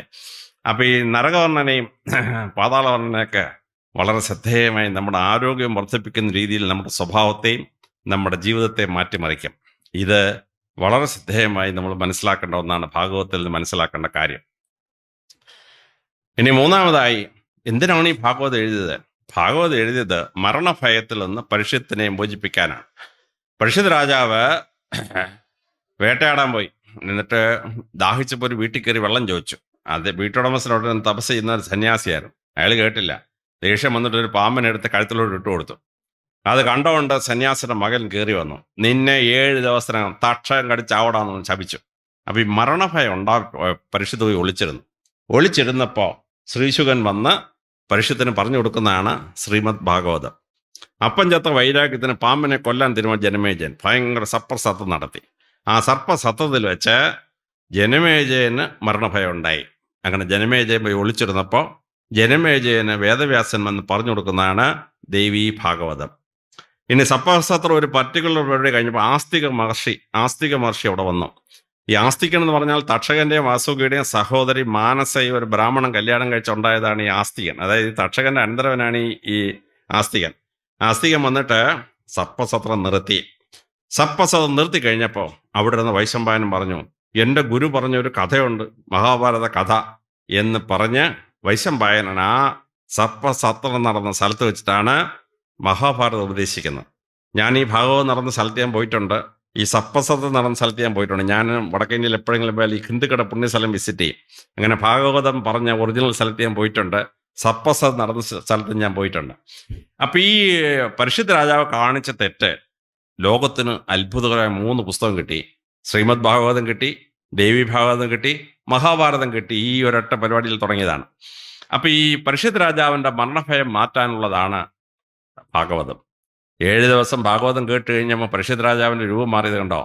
തക്ഷകനോ വരട്ടടാ കടിക്കട്ടടാ, എനിക്ക് മരണമൊന്നും പ്രശ്നമല്ല എന്ന് പറഞ്ഞ് പരിഷത്ത് മാറി. തക്ഷകൻ വന്ന് കടിച്ച് പരിഷത്ത് രാജാവ് മരിച്ചുപോയി. ജനമേജയൻ പക്ഷെ രക്ഷപ്പെട്ടു. ജനമേജയന് സർപ്പദംശനം ഉണ്ടായില്ല. ജനമേജയൻ രക്ഷപ്പെട്ടു. അപ്പം ഈ ഭാഗവത സപ്താഹം ഇത് പറയുമ്പോൾ നമുക്ക് മരണഭയമില്ലാതെ ജീവിക്കാൻ നമ്മെ പഠിപ്പിക്കുന്നതാണ് ഭാഗവതത്തിൻ്റെ കേന്ദ്ര ബിന്ദു. മരണഭയം ഉണ്ടായാൽ അനുഭവിച്ചാൽ മാത്രമേ അറിയത്തുള്ളൂ കേട്ടോ. ഇതുപോലൊരു പരിപാടി ഈ ഭൂമിയിൽ വേറെയില്ല. മരണഭയം ഉണ്ടായാൽ നമുക്ക് ഡിപ്രഷൻ ഉണ്ടാവും, നമുക്ക് സൂയിസൈഡ് ടെൻഡൻസി ഉണ്ടാവും, നമ്മുടെ തലച്ചോറിന് പ്രധാനപ്പെട്ട ഒരു രോഗം ഉണ്ടാവും. എൻ്റെ ഒരു കസിൻ സിസ്റ്റർ ഉണ്ടായിരുന്നു, തിരുവനന്തപുരം മെഡിക്കൽ കോളേജിലെ പ്രൊഫസറാണ്. 140 കിലോ ഭാരമാണ്, 5 അടി പൊക്കം. അതായത് കസിൻ സിസ്റ്ററുടെ നീളവും വീതി ഏകദേശം തുല്യമാണ്. പല മരുന്ന് നോക്കി ഒരു രക്ഷയില്ല. മെഡിക്കൽ കോളേജിൽ 2 പ്രൊഫസർമാർ എന്നെ വിളിച്ച് പറഞ്ഞു, സാർ ഇടപെട്ടളല്ലേ, ഞങ്ങളൊരു വേല ഇറക്കാൻ പോകുന്നു പറഞ്ഞു. ഒരു ദിവസം ഈ സ്ത്രീക്ക് എന്തോ അസ്വസ്ഥ വന്നു. 150 കിലോ ഉള്ള സ്ത്രീയല്ലേ. അസ്വസ്ഥ വന്നപ്പം കൂടെയുള്ള ഡോക്ടേഴ്സ് എല്ലാം കൂടെ പരിശോധിച്ചിട്ട് പറഞ്ഞു, അയ്യോ മാഡം പറയാൻ ഞങ്ങൾക്ക് ബുദ്ധിമുട്ടുണ്ട്, മാഡം ഒരു 2 മാസം കൂടെ ജീവിച്ചിരിക്കുള്ളൂ, ചത്തു. എന്തുവാണ് എൻ്റെ രോഗം? അതൊന്നും മാഡം ചോദിക്കല്ലേ മാഡം, അയ്യോ വല്ലാത്ത രോഗമാണ്, ഞങ്ങൾക്ക് പറയാൻ വയ്യ, കഷ്ടതയൊന്നും ഉണ്ടാവാതെ മാഡം അങ്ങ് ചത്തോട്ടെ എന്ന് വിചാരിച്ച് ഞങ്ങൾ പറയുന്നില്ല എന്ന് പറഞ്ഞു. മെഡിക്കൽ കോളേജിൽ ഏറ്റവും സീനിയർ ഡോക്ടേഴ്സ് അല്ലേ ഈ പറഞ്ഞ 3 എണ്ണം. എൻ്റെ കസിൻ എന്ത് ചെയ്യുന്നറിയാമോ? മരണഭയം കയറി, ആഹാരം കഴിക്കാൻ വയ്യ, വിശപ്പില്ല. 1 മാസം കഴിഞ്ഞപ്പോൾ 140 കിലോ ഉള്ള കസിൻ 100 കിലോ ആയി. 2 മാസം ആയപ്പോഴത്തേന് 140 കിലോ ഉണ്ടായിരുന്ന കസിൻ 70 കിലോ ആയി. നല്ല പരുവമായി ഈ മരണഭയം വന്നപ്പോഴത്തേന്. മരണഭയം വന്നാൽ ഒന്നാമത് വിശപ്പുണ്ടാവില്ല, രണ്ടാമത് ആഹാരം കഴിക്കാൻ പറ്റത്തില്ല, നമ്മുടെ ബോഡിയെ നമ്മൾ നോക്കിയില്ല, മരിക്കാൻ പോയില്ലേ. അപ്പോൾ ഈ ക്യാൻസർ വന്ന് എക്സ്ട്രീം പൊസിഷനിലെത്തുന്ന പേഷ്യൻസ് ബിഹേവ് നിങ്ങൾ കണ്ടിട്ടുണ്ടാവും. ആ പരുവത്തിലേക്ക് മനുഷ്യനെത്തും. അപ്പോൾ ഭാഗവതത്തിൻ്റെ പ്രധാന ലക്ഷ്യം നമ്മുടെ മരണഭയം മാറ്റുക എന്നുള്ളതാണ്. ആ മരണഭയം മാറ്റുന്നതോടുകൂടി നമുക്ക് മാനസിക രോഗങ്ങൾ, ഡിപ്രഷൻ, സൂയിസൈഡ് ടെൻഡൻസി ഉൾപ്പെടെയുള്ള മാനസിക രോഗങ്ങളിൽ നമ്മൾ രക്ഷപ്പെടും. നമ്മൾ അതനുസരിച്ച് ഈ മരണഭയം വരുമ്പോൾ നമ്മുടെ നമ്മൾ മാറ്റുന്ന ഹാബിറ്റ്സ് ഇല്ലേ, ആ ഹാബിറ്റിൽ നിന്നുള്ള പ്രശ്നത്തിൽ നമ്മൾ രക്ഷപ്പെടും. അതാണ് ഭാഗവതം ആരോഗ്യം കൊണ്ടുവരുന്ന പ്രധാനപ്പെട്ട പ്രശ്നം. 2007 തുടങ്ങിയപ്പോൾ ഞാനൊരു ദിവസം എൻ്റെ ലൈബ്രറിയിൽ പുസ്തകം എടുക്കുകയായിരുന്നു. പുസ്തകം അടുക്കിക്കൊണ്ടിരുന്നപ്പോൾ എൻ്റെ ജാതകം താഴെ വീണു. പാലക്കാട്ട് കാരണം ഒരു ജ്യോത്സ്യൻ എൻ്റെ ജാതകം എഴുതിയിട്ടുണ്ടായിരുന്നു. ഞാനൊരു ചുമ്മാ തുറന്നു നോക്കിയപ്പോൾ 2007 മാർച്ച് 30 ശേഷം ശുഭം എന്ന് എഴുതി വെച്ചിരിക്കണം. അപ്പം ഞാൻ എന്ത് ചെയ്യുന്നറിയാമോ, എൻ്റെ 2ാമത് ജാതകം ആലപ്പുഴക്കാരനടുത്ത് എഴുതിയിട്ടുണ്ടായിരുന്നു. ഞാൻ അതെടുത്ത് നോക്കിയപ്പം 2007 മാർച്ച് 30 ശേഷം അന്യത്ര ചിന്തയേൽ 2 പേരും ഓരോ സാധനം എഴുതി വെച്ചു. എനിക്ക് മനസ്സിലായി പോക്ക് തന്നെ, മരണം ഉറപ്പാണ്. മാർച്ച് 30 രാവിലെ ഞാൻ പള്ളിയിൽ പോയി. ഞങ്ങളുടെ ക്രിസ്തീയ വിശ്വാസപ്രകാരം കുമ്പസാരിച്ച് കുർബാനയൊക്കെ സ്വീകരിച്ച് എല്ലാം ചെയ്ത് വൈകിട്ടൊരു 9 മണിയായപ്പോൾ വീണ്ടും ഓഫീസിൽ നിന്ന് ഇറങ്ങി വീണ്ടും പള്ളിയിലൊക്കെ പോയി പ്രാർത്ഥിച്ചു. 31 രാവിലെ ഞാൻ വീണ്ടും പള്ളിയിൽ പോയി കുർബാനയൊക്കെ സ്വീകരിച്ച് വൈകിട്ടായപ്പോൾ ഞാൻ പള്ളിയിൽ പോയി ക്രിസ്തീയ വിശ്വാസപ്രകാരം മരണം സ്വീകരിക്കുന്നതിന് മുമ്പ് ചെയ്യേണ്ട കുറേ പ്രാർത്ഥനകളുണ്ട്, അതെല്ലാം ചൊല്ലി മരണത്തിന് റെഡിയായി. രാത്രി 9 മണിയാകുമ്പോൾ വീട്ടിൽ വന്ന് ഞാനൊരു ബെന്നിനും അണ്ടർവെയർ ഒരു പാൻറ്റ് എടുത്തിട്ട് നല്ലൊരു ഷർട്ട് എടുത്തിട്ട് ഭാര്യ വെച്ച് രാത്രി ഉറങ്ങാൻ കിടക്കുമ്പോൾ അണ്ടർവെയറും ബെന്നിനെല്ലാം വലിച്ച് കയറ്റുന്നതെന്ന് വെച്ചാൽ ഭാര്യയോട് പറയാൻ പറ്റുമോ ചാവാൻ പോകാൻ. ഭാര്യ ആണും മുന്നോട്ടാകെ ഒരു മോളേ ഉള്ളൂ, സഹായിക്കാൻ ആരും ഇല്ല. എനിക്ക് 3 പെൺപിള്ളേരാണ്, 3 പേരും ഹൈസ്കൂളിൽ പഠിച്ചുകൊണ്ടിരിക്കുകയാണ്. ആ പരുവത്തിന് ഞാൻ ചാവുമെന്ന് പറഞ്ഞാൽ ഭാര്യ ഇതെങ്ങനെ ശരി എനിക്ക് അറിഞ്ഞൂടാ. എല്ലാം ഭാര്യ ഇട്ട്, ഞാൻ ഒരിക്കലും പൗഡർ ഇടാത്ത മനുഷ്യനാണ്. അന്ന് പൗഡറൊക്കെ എടുത്തപ്പോഴും ഇട്ട് ഞാൻ ഒരിക്കലും സെൻ്റ് അടിക്കുകയില്ല. എൻ്റെ മൂത്ത മോക്കൊരു സെൻറ്റ് ഉപ്പ് ഉണ്ടായിരുന്നു, അതെടുത്ത് പിശ് നല്ല അടുത്ത് അടിച്ച് ചാവ് കിടക്കുമ്പോൾ നാറാൻ പാടില്ല, ചത്ത് കിടക്ക വെച്ചിട്ട് മണത്തോട് കിടക്കണ്ടേ. അങ്ങനെ മരണം കാത്ത് കിടന്നു. രാവിലെ 7 മണിയായപ്പോൾ ഉണർന്ന് ഞാൻ തപ്പി നോക്കി, സ്വർഗ്ഗമാണോ നരകമാണോ ഭൂമിയോടോ എന്ന് അറിഞ്ഞുവിടാം. തപ്പി നോക്കിയാൽ മനസ്സിലായി ഭൂമിയിലാണ് സംഭവം. ഞാൻ പിന്നെ ഈ പാലക്കാട് ജോത്സ്യൻ്റെ അടുത്ത് എന്താണ് ഈ കാണിച്ചു വെച്ചത്. അയാൾ പറഞ്ഞു, സാറേ, അയാളെല്ലാം കാൽക്കുലേറ്റ് ചെയ്തു. സാറേ എനിക്ക് തെറ്റൊന്നും പറ്റിയിട്ടില്ല. സാറിൻ്റെ അമ്മ സാറിൻ്റെ ജനനസമയം പറഞ്ഞപ്പം അമ്മ എല്ലാം പ്രസവിച്ച് അബോധാവസ്ഥയിലായി കഴിഞ്ഞ് സമയം നോക്കുമ്പോൾ തെറ്റിയിട്ടുണ്ട്. ഈ സമയം സാറ് പറഞ്ഞ സമയത്ത് ജനിച്ചെങ്കിൽ സാറ് മാർച്ച് 30 ശേഷം ജീവിച്ചിരിക്കാൻ പറ്റിയല്ല. പിന്നെ സാറ് പുണ്യമൊക്കെ ചെയ്തിട്ട് ഭഗവാൻ അങ്ങ് ആയുസ് നീട്ടി തന്നെ എന്നെ കുറ്റം പറയാൻ പാടില്ലെന്ന് പറഞ്ഞു. ഞാൻ ആലപ്പുഴ ജോലിസിന് അവൻ ഇത് തന്നെ പറഞ്ഞു. അപ്പം ഞാൻ ഈ മരണഭയം അനുഭവിച്ചപ്പോഴാണ് എന്തൊരു പരിഭ്രമം എന്നറിയും ചാവാമോ എന്ന് പറഞ്ഞാൽ ഭയങ്കര പ്രശ്നമാണ്. അപ്പം ഈ ഭാഗവതത്തിൻ്റെ പ്രധാന ലക്ഷ്യം നമ്മളെ മരണഭയത്തിൽ നിന്ന് മോചിപ്പിക്കുക. ദൈവീഭാഗവത ലക്ഷ്യം എന്താണ്? മരണഭയത്തിൽ നിന്ന് മോചിപ്പിക്കുക. ഭാഗവത സപ്താഹം കഴിയുന്ന മനുഷ്യൻ ഈ മുടക്കുഴ ക്ഷേത്രത്തിൽ നിന്ന് പോകുമ്പോൾ അവന് പിന്നെ മരണഭയം ഇല്ല. അപ്പോൾ തന്നെ അവൻ്റെ ആരോഗ്യത്തിന് വളരെ നല്ല പരിഭ്രാന്തി ഇല്ലാത്ത ഒരു ജീവിതം ഉണ്ടാവും. ഇനി മരണഭയം വന്നു കഴിഞ്ഞാൽ നമ്മുടെ തലച്ചോറിനകത്തുള്ള പീനൽ ഗ്ലാൻഡുണ്ട്. പീനൽ ഗ്ലാൻഡ് നമ്മളെ കൺട്രോൾ ചെയ്യുന്ന ആ പീനൽ ഗ്ലാൻഡിൻ്റെ ഫങ്ഷൻ അപകടകരമായിട്ട് മാറും, ഭയങ്കര അപകടകരമായിട്ട് മാറും. പിന്നെ എൻഡോക്രൈൻ ഗ്ലാൻസ് ഉപയോഗിക്കുന്ന എൻസൈംസിൻ്റെയും ഹോർമോൺസിൻ്റെയും അളവ് മാറും മരണഭയം വന്നു കഴിഞ്ഞാൽ.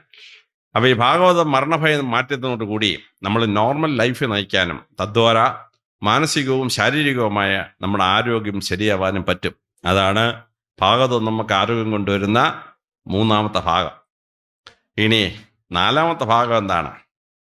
നാലാമത്തെ ഭാഗം ഭഗവാന്റെ വിശ്വരൂപമാണ്. അപ്പോൾ വിഷ്ണു ഭഗവാന് 5 തവണയാണ് വിശ്വരൂപം കാണിക്കുന്നത്. അതിലൊന്ന് വാമനാവതാരത്തിലാണ്. വാമനൻ അങ്ങ് ആകാശം വിട്ട് വളർന്ന് ഭൂമി അളന്ന സംഭവമാണ്. പക്ഷെ ബാക്കി 4 വിശ്വരൂപങ്ങൾ കാണിക്കുന്നത് ഭഗവാൻ കൃഷ്ണനാണ്. അത് ഭാഗവതത്തിൽ വളരെ കൃത്യമായി രേഖപ്പെടുത്തിയിട്ടുണ്ട്. ചെറുപ്പത്തിൽ വലിയ കുസൃതിയൊക്കെ കാണിച്ച മണ്ണ് വാരി തിന്നുകയൊക്കെ ചെയ്തപ്പോൾ വളർത്തമ്മ യശോദാമ്മ വിളിച്ച് ചൂടായി വടിയെടുത്തു. ഭഗവാൻ വായങ്ങ് തുറന്ന് കാണിച്ചു. അതിനകത്ത് വിശ്വരൂപം കണ്ടു യശോദാമ്മ. എന്താണ് കണ്ടത്? താഴ്വാരകൾ, മലകൾ, അങ്ങനെ പ്രകൃതിരമണീയമായ കാഴ്ചയാണ് യശോദാമ്മയെ കാണിച്ചത്. രണ്ടാമത് ഭഗവാന് സന്ധി സംഭാഷണത്തിന് പോയി. മഹാഭാരതത്തിന് സന്ധി സംഭാഷണം. മഹാഭാരത സന്ധി സംഭാഷണത്തിന് പോയി ദുര്യോധനനും കർണനും ഒക്കെ ആയിട്ട് സംസാരിച്ചു. അപ്പോൾ ദുര്യോധനൻ തീരുമാനിച്ചു ഭഗവാനെ അറസ്റ്റ് ചെയ്തളയാൻ തീരുമാനിച്ചു. ദുര്യോധനന്റെ മോളെയാണ് ഭഗവാൻ കൃഷ്ണൻ മോൻ കെട്ടിയിരിക്കുന്നത്, സാമ്പൻ കെട്ടിയിരിക്കുന്നത്. അപ്പം ബന്ധുക്കളാണ് രണ്ടുപേരും. പക്ഷേ ദുര്യോധനൻ തീരുമാനിച്ച് അറസ്റ്റ് ചെയ്തതാണ്. അപ്പം കർണനെല്ലാം കൂടെ പരിപാടി ഇട്ടു. അപ്പം ഭഗവാൻ ഒറ്റ വിശ്വരൂപം കാണിച്ചു. ആ വിശ്വരൂപം കണ്ടിട്ട് ദുര്യോധനാദികൾക്ക് മലമൂത്ര വിസർജന തൃഷ്ണ വന്നു എന്നാണ് മഹാഭാരതത്തിൽ രേഖപ്പെടുത്തിയിരിക്കുന്നത്, ഭാഗവതത്തിൽ കാണിച്ചിരിക്കുന്നത്. മൂന്നാമത് ഭഗവാൻ ഭഗവത്ഗീതയിലാണ് വിശ്വരൂപം കാണിക്കുന്നത്. ഭഗവത്ഗീതയുടെ 11-ാം അധ്യായമായപ്പോൾ ഭഗവാൻ കൃഷ്ണൻ ഇങ്ങനെ വിശ്വത്തിന്റെ കാര്യം പറഞ്ഞുകൊണ്ടിരിക്കുക. അർജുനൻ ചോദിച്ചു, ഇതൊന്ന് കാണാൻ പറ്റുമോ? ഭഗവാൻ പറഞ്ഞു, ധൈര്യമുണ്ടോ? എന്നിട്ട് ഭഗവാൻ വിശ്വരൂപം കാണിക്കുകയാണ്. ആ വിശ്വരൂപം കാണിച്ചപ്പോൾ ആ ഭഗവത്ഗീത ചൊല്ലുന്ന പ്രസിദ്ധമായ ശ്ലോകമാണ് ആദ്യത്തെ ആറ്റം ബോംബ് പൊട്ടിയപ്പോൾ ഓപ്പൻ ഹീമർ പറയുന്നത്. ആദ്യത്തെ ആറ്റം ബോംബ് ഒരു 15 കിലോ ഉള്ള ഒരു ആറ്റം ബോംബാണ്. അത് മെക്സിക്കോയിൽ ഒരു മരുഭൂമി നടക്കു വെച്ച് പൊട്ടിക്കുകയാണ്. അവിടുന്ന് ഒരു 8 കിലോമീറ്റർ അകലെ ഒരു ഉരുക്ക് കൊണ്ടൊരു ഒരു വീടുണ്ടാക്കി 8 നിലയിൽ. അതിൻ്റെ മുകളിൽ ഇരുന്ന് ഇവരിങ്ങനെ ടെലിവിഷനിൽ കണ്ടുകൊണ്ടിരിക്കുകയാണ്. ഈ ആറ്റം ബോംബ് കൊണ്ട് എക്സ്പ്ലോഡ് ചെയ്തപ്പോഴത്തേന് അതിൻ്റെ തീയും ഇതെല്ലാം ആകാശത്തോട്ട് പോകുന്നത് കണ്ടിട്ട് ഓപ്പൻ ഹീമർ സംസ്കൃതത്തിലെ ഭഗവത്ഗീതയെ നമ്മുടെ സംസ്കൃത ഗ്രന്ഥവും പഠിച്ചുകൊണ്ടിരുന്ന ഒരാളാണ്, ഇൻഡോളജിൽ ശാസ്ത്രജ്ഞനാണ്. അപ്പോൾ അദ്ദേഹം കോടി കോടി സൂര്യപ്രഭ എന്ന് പറഞ്ഞ് തുടങ്ങുന്ന പ്രസിദ്ധമായ ഭഗവത്ഗീതയിലെ ശ്ലോകമാണ് ഓപ്പൻ ഹീമർ പറയുന്നത്. ഇപ്പോൾ ഓപ്പൻ ഹീമർ എന്നൊരു സിനിമയ്ക്ക് അവാർഡ് കിട്ടിയില്ലേ? ആ സിനിമയ്ക്കകത്ത് ഓപ്പൻ ഹീമർ ഈ ഭഗവത്ഗീത ഉച്ചരിക്കുന്നത് കൃത്യമായി രേഖപ്പെടുത്തിയിട്ടുണ്ട്. നാലാമത് ഭീഷ്മർ ശരശയെ കിടക്കുക. ഭീഷ്മർക്ക് ഉത്തരായണ കാലത്ത് മരിക്കാൻ പറ്റും. അതുകൊണ്ടാണ് ദുര്യോധനം കൊണ്ട് യുദ്ധം ദക്ഷിണായന കാലത്ത് വെച്ചത്. ദക്ഷിണായന കാലത്ത് സേനാനായകൻ വീഴാൻ പറ്റില്ലെങ്കിൽ യുദ്ധം തോക്കാൻ പറ്റിയല്ലോ. പക്ഷെ ഭഗവാൻ ഭീഷ്മരെ വീഴ്ത്തി, എന്നിട്ട് യുദ്ധം ജയിച്ചു. അപ്പോൾ ഭഗവാൻ ഉത്തരായണ കാലം കാത്ത് കിടക്കുകയാണ്. എപ്പോഴാണ് ഈ ഉത്തരായണ കാലം വരുന്നത്? മകരസംക്രാന്തി. മകരസംക്രാന്തിക്ക് അയ്യപ്പ ഭഗവാന്റെ അവിടെ മകര വിളക്ക് നടക്കുന്ന സമയത്താണ് ഉത്തരായണം സ്റ്റാർട്ട് ചെയ്യുന്നത്. ഭഗവാൻ അറിയാം അന്ന് ഭീഷ്മർ മരിക്കുമെന്ന്. ഭഗവാൻ അങ്ങനെ ഭീഷ്മരെ അനുഗ്രഹിക്കാൻ വന്നപ്പോൾ ഭഗവാൻ ഭീഷ്മരെ ഒരു വിശ്വരൂപം കാണിച്ചു. അപ്പോൾ ഈ 4 വിശ്വരൂപങ്ങൾ 4 വളർത്തമ്മയെ വിശ്വരൂപം കാണിച്ചപ്പോൾ പ്രകൃതിരമണീയമായ കാഴ്ചകളും ഒരു സ്ത്രീക്ക് ഷോക്ക് ഉണ്ടാവാത്ത ഇത്ര മഹത്തരമാണ് ഈ ഭൂമിയിൽ നിന്ന് കാണിക്കത്തക്ക സീൻസാണ് കാണിച്ചത്. മിക്കവാറും കേരളത്തിലേതോ സീനാണ് ഭഗവാൻ കാണിച്ചത്. യശോദാമ്മ പറയുന്നത് കേട്ടിട്ട് കേരളം പോലെ ഇടുക്കിയിലൊക്കെ പോലെ പ്രകൃതിരമണീയമായ ഒരു സ്ഥലത്തെ പറ്റിയാണ്. നദിയൊക്കെ ഒഴുകുന്നു, മലകൾ ഒഴുകുന്നു, താഴ്വാരത്തിൽ വനങ്ങൾ വളർന്നിരിക്കുകയാണ് യശോദാമ്മയെ കാണിച്ചത്. ദുര്യോധനനെ വിരട്ടിയപ്പോൾ തന്നെ ഇത് പറ്റി ഭയങ്കര പല്ലും ഇതൊക്കെ ഉള്ളൊരു വിശ്വരൂപമാണ് അദ്ദേഹത്തെ കാണിച്ചത്. പേടിച്ചു പോയ. പക്ഷെ അർജുനനെ കാണിച്ചപ്പോഴോ സൂര്യനും ആയിരക്കണക്കിന് കോടി സൂര്യന്മാരിങ്ങനെ ജ്വലിച്ച് നിൽക്കുന്ന ഭാഗം, ആ അമേസിങ് ആയിട്ടുള്ള പ്രപഞ്ചത്തെയാണ് അർജുനനെ കാണിച്ചത്. എന്നാൽ ഭീഷ്മരെ കാണിച്ചപ്പോൾ മരിക്കാൻ പോകുന്ന മനുഷ്യനാണ്.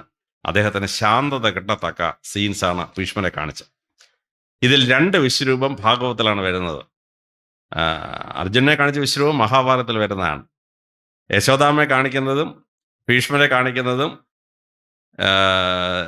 ഭാഗവതത്തിൽ വരുന്ന ഭാഗമാണ്. അപ്പം ഈ ഭാഗവതത്തിലെ ഭഗവാന്റെ വിശ്വരൂപങ്ങൾ ഈ യജ്ഞാചാര്യനെടുത്ത് വിവരിക്കുമ്പോഴാണ് ഈ വലിയ പ്രപഞ്ചത്തിൽ നമ്മൾ ആരാണ് എന്ന് ഒരു ഭക്തന് മനസ്സിലാവുന്നു.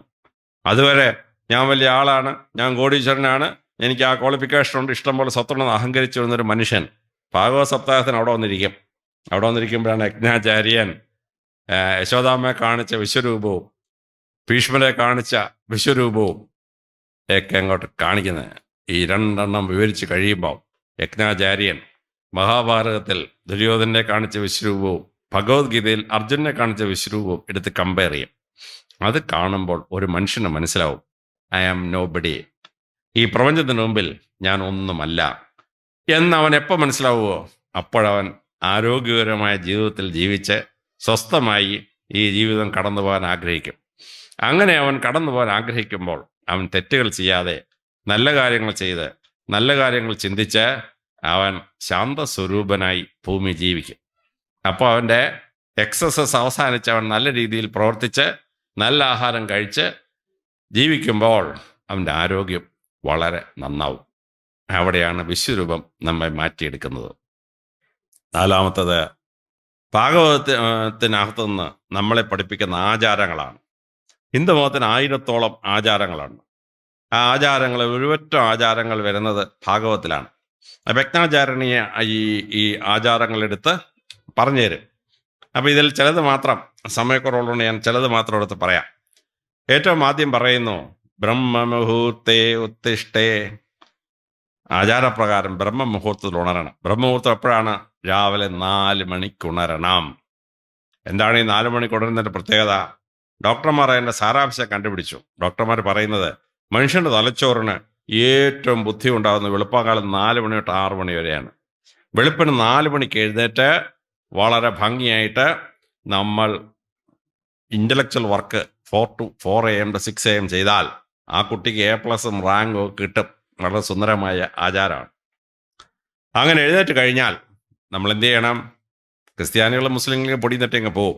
ഹിന്ദു എഴുന്നേറ്റാൽ ഉടനെ 10 വിരള് ഭൂമി ദേവിയൊന്ന് തൊട്ടിട്ട് 8 സ്തോത്രങ്ങൾ ചൊല്ലും. അല്ലയോ ഭൂമി ദേവി, നിന്നെ ചവിട്ടിയാൻ നടക്കുന്ന എന്നോട് ക്ഷമിക്കണം.